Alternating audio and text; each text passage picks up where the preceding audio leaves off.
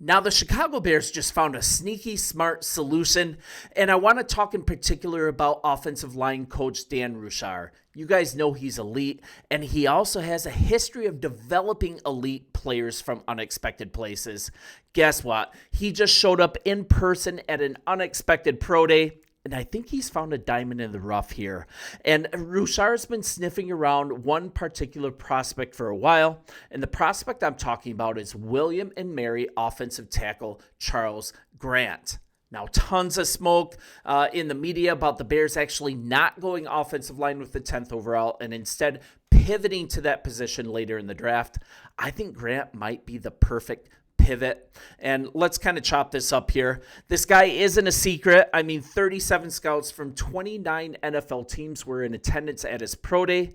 But what really turns heads and what provoked this video is when the actual position coach shows up. And Bears offensive line coach Dan Ruchar, he was in attendance in person with only 5 other offensive line coaches. That shows that this player is a really serious consideration for the Chicago Bears. And let's kind of look at the book on him. This is a player that arrived on William and Mary's campus in the spring of 2021 as only a 240-pound freshman, less than 2 years of playing experience, a wrestler in high school until his junior year. But by his redshirt freshman year, the guy was starting 5 games at left tackle, and then as a sophomore in 2022, the guy didn't give up a single sack while taking the field first in all 13 games. Then he never really looked back, and it progressed into the player scene here. If you look on the Twitter that I just brought up, we're looking at in the 2025 NFL draft, Charles Grant has 227 pass blocking snaps in 2024 and lost only 8 snaps. Guys, that's a 96.48% win rate, and that's good for 6th in the class at offensive line. He's got a wrestling background. Many, including me, I love offensive linemen with wrestling background. And to hear it from him, he said, on the field, I'm a dog. Known as a violent finisher, a hands equals just a vice grip with the hands, fluid and disciplined. And we're also looking at some more measurables here. The guy's 6'5", 311 pounds now, a 34 3/4 inch arm length. That gives him plenty of size and length to stick at left tackle, and it also matches the ideal fit at left tackle that the Bears, along with seemingly every other team in the NFL, prefer. The guy fires off the ball. He climbs really well moving to the second level, and he has success really attaching himself to linebackers and moving with them. And just really fluid hips. He can seal backside rushing lanes. Like, there's a lot of good things about him, especially from a smaller school prospect. And this is also a bit within the Bears' previous draft history, right? It's another FCS left tackle. Braxton Jones, say what you will about him, but he has been a great player for us. He's been our starter, and he's from an FCS school, a 5th-round pick. And then also Karan Amagaje. He came to us last year in the 3rd round from Yale as well. And I, for one, I'm actually pretty excited to see what we have in Karan. A full offseason, top-tier coaching.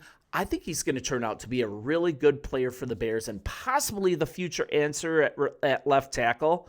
He has the same measurables. He's a huge young man. And let's just get into Grant a little bit here, because I'm starting to get kind of the same feeling, because the job on the offensive line, right, it's not addressed in free agency the way that it was, and it's not a permanent fix. These are shorter-term contracts, and we got to develop players big time. And Grant is really intriguing here.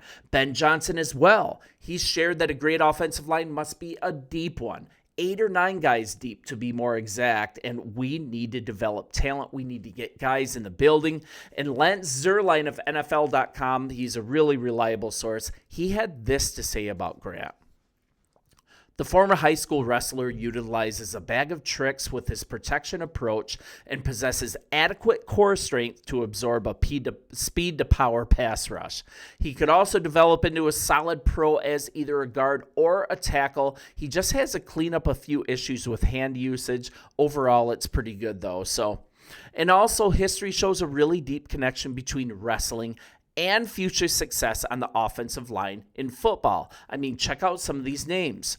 Willie Rofe, Jonathan Ogden, Jeff Saturday, Randall McDaniel, my goodness, Creed Humphrey, and Dan Rouchar as well. You know he knows this. And I think Grant would be, at worst, a really good developmental prospect, but also used as insurance. Braxton Jones, he possibly might leave next year. We have to decide whether to pay him or not.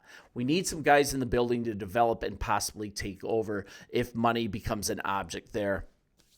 And then we've got Brandon Thorne of Bleacher Report. He gives him a third-round grade, compares him to Teron Armstead. Big coincidence, or maybe it's not. That's pretty interesting because Dan Rouchar, he worked with Armstead for 4 years on the Saints, and Armstead went to 3 Pro Bowls under him.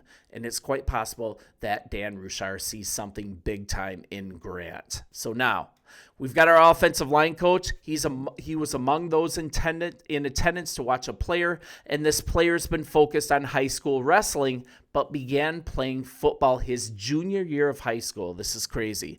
And this is a guy, once again, he came into college as a 240-pound former wrestler. He only started playing ball as a junior in high school, and the Bears could now end up with this 6'5", now 311-pounder with elite measurables. Once again, 34 3/4 inch arms. Are you kidding me? That's almost 35 inches, and he's fully capable of playing tackle, but he can also slide to guard. Also at the combine, 20 reps at 225 pounds. He's crazy strong. And so many times a wrestling background, I don't really have to explain it. It can be incredibly beneficial. Hand placement, leverage things. It can be really, really good as far as a solid base as well. And when talked to at the combine, Grant, he really shared that it's particularly advantageous when placed in a wide zone scheme. And this is what he had to say about this. I can really torque my body and throw a guy to the ground and finish it from there. And Ben Johnson has a history with the school, William and Mary, and yes, he also has a history with the scheme that Grant says that he thrives in. When he was Lions offensive coordinator last year, well, actually in 2023, Detroit actually drafted one of Grant's former line mates, and that's William and Mary lineman Colby Scoresdal. He was a teammate of Grant's. Now, Scoresdal went in round 5 to Detroit, and he started 3 games as a backup almost immediately his rookie year. He made an impact, and that's on a really good offensive line. And it's talking to Ben Johnson's thought that it requires a line to be 8 or 9 guys deep in order to be successful. The Bears have a need. The Bears need at tackle is someone to be ready for 2026 once again in case they're unable to retain left tackle Braxton Jones. But it's also a guard in the draft to groom in case they lost Joe Tooney in 2026 free agency. We haven't extended him yet, so he could plug in at multiple areas. And once again, these stats, a lot to like. 227 pass blocking snaps in 2024, only lost 8 snaps, a 96.48% win rate, and that's good for 6th in this offensive line class in 2025. And one thing that Dan Rouchar likes, he wants first and foremost pass protectors. He wants guys that can protect the pass, and he believes that training run protection, run coverage is something that can be taught really well with that base of being a good pass protector. Because, I mean, the main reason for that is because run protection, being a good run blocker, that doesn't require the timing. It doesn't require quite as much technique. Trying to take a guy in the pros, adjusting to the game, and at the same time teach him how to do good pass protection is just a really difficult thing. And Grant's known to have quick feet, good length. He really keeps defenders in front of him. A little inconsistent with his punch timing, but he has really good pad level, really good ankler, and yeah, a 2-time FCS All-American. And also his off-field resume is really important, and this is really where he shines as well. In 2023, he was a finalist for the Wells Fargo Advisors Humanitarian Award by the Touchdown Club of Richmond. He also made the Coastal Athletic Association Commissioner's Academic Honor Roll. So hungry, smart player. He was also a team captain. He was also an American Football Coaches Association Good Works Team nominee in 2024. So those things aren't quite as important, but I think character is very important because of what we've experienced with a certain offensive lineman last year that I'm not going to mention. I think this might be a win across the board. I think this might be a diamond in the rough. And obviously the Bears have real interest. This isn't a fluff story because when the position coach shows up in person, you know the team's serious. You guys let me know in the comments what you think. I think this would be a great player to take on day 2 or 3 in the draft and add him to this offensive lineman room. Bear down, and I'll talk to you soon.